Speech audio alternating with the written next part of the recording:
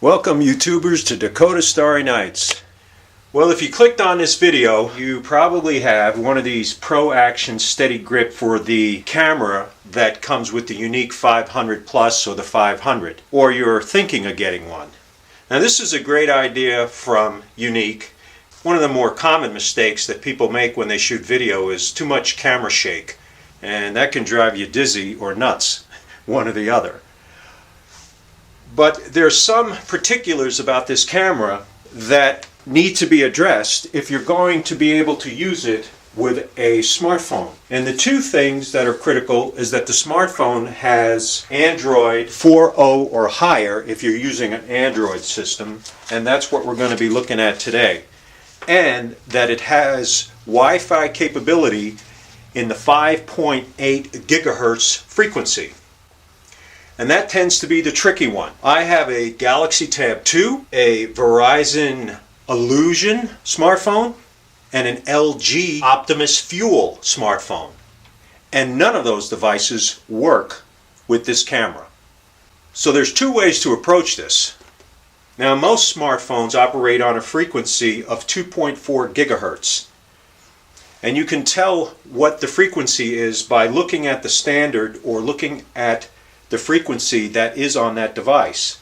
Now normally you're going to see 802.11, and then after that you'll more than likely, most common smartphones will be B/G/N.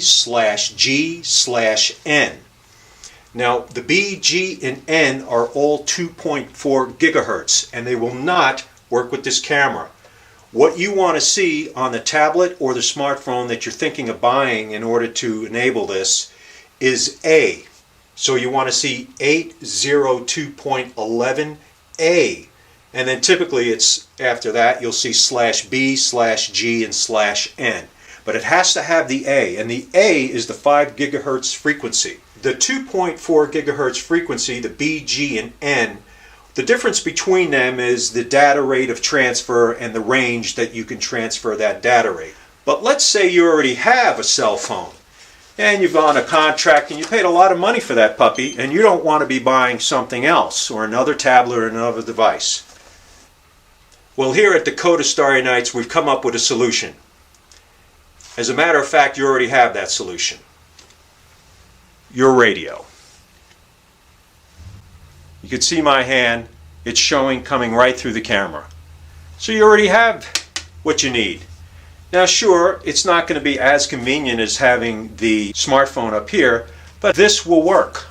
And if you just strap this around your neck, you'll be able to hold this freehand and operate it. And you won't have to buy anything else.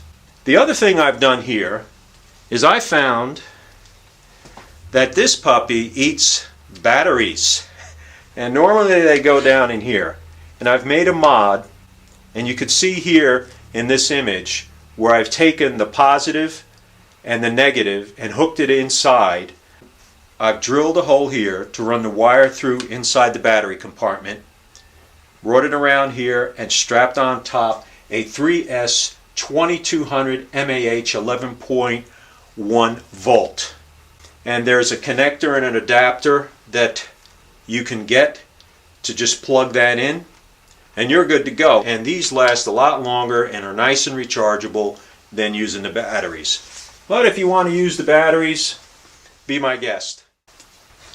So to record, you simply use the same buttons that you use when you have your camera on your Q500. So here we have the video, so let's just press that down. And as you can see right there, it's recording. And to take a picture, we stop it.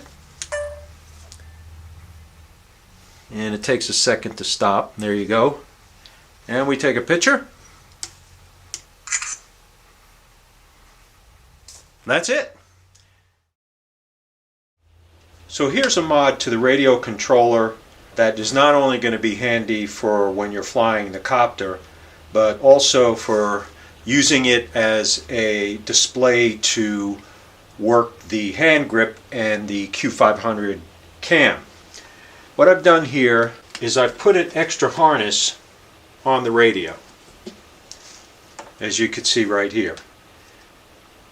Now when this is strapped around your neck without that harness, you've probably noticed that the radio tends to want to do this, flatten out on you, slide down your belly or your chest and go vertical. So with this harness it will stay in about this position here. And this mod is pretty simple. It doesn't void the warranty or anything, and if you look real close, there is an Allen screw here and here on the radio, and it takes a 2mm Allen wrench. And if you take that out, it's a short screw, I would say probably a 1/2 inch long. So you remove that 2mm screw, and you're not going to split the case or nothing like that. And you take a piece of this black zip wire or tie wire, and you just go one wrap around. Now this screw is obviously not the screw, but it's oversized so you could see what I'm talking about. And you put it like that, once around but not over. Then set it down in there and screw it up, and when you get done you'll have it sticking out like that. And then what I've done was I've taken a piece of nylon strapping and just put a little hole right at the tip, and then running this through it, twisting it like that, then take some black electrical tape, wrap it over the edge, and you're done. And I've cut a length about 12 inches long. It is just right here on your strap. That's how that threads through the D-ring on the top. Just comes over here, under, and back out, and then you leave your slack hanging there. And then you can adjust that to get the right pitch so that the radio is just where you want it. And so when you're done, you can remove this so that you don't scratch the surface, put it behind the radio, and then store your radio like that.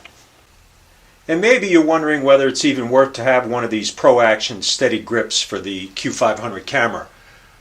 Well, I've attached a little Mobius cam up here on the top, and we're going to take this outside and walk up a flight of steps and compare the two, one coming off the Mobius cam attached to the hand grip and the other video coming off the Q500 cam.